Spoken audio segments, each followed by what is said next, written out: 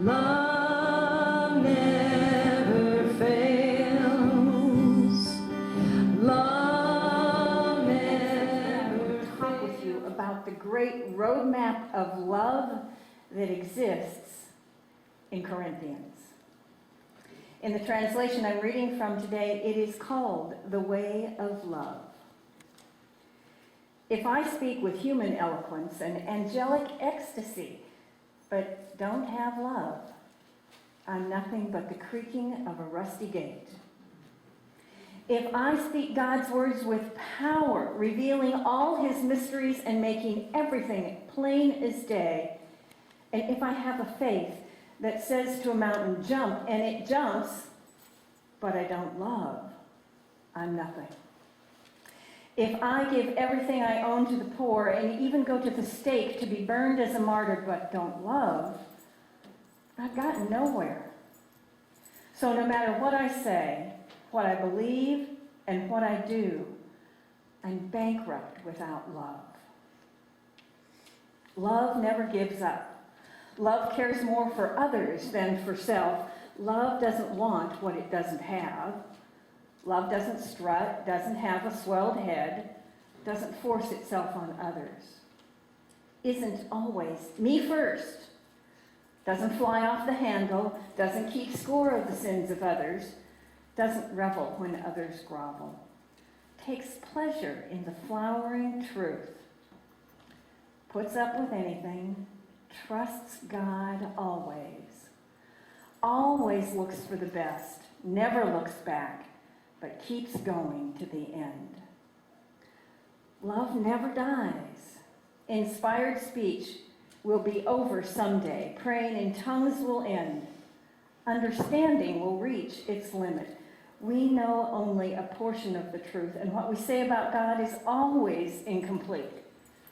But when the complete arrives, our incompletes will be canceled. When I was an infant, I gurgled and cooed like any child. When I grew up, I left those infant ways for good. We don't yet see things clearly. We're squinting in a fog, peering through a mist. But it won't be long before the weather clears and the sun shines bright. We'll see it all then, see it all as clearly as God sees us, knowing him directly, just as he knows us. But for right now, until that completeness, we have three things to do to lead us toward that consummation. Trust steadily in God, hope unswervingly, love extravagantly, and the best of these is love.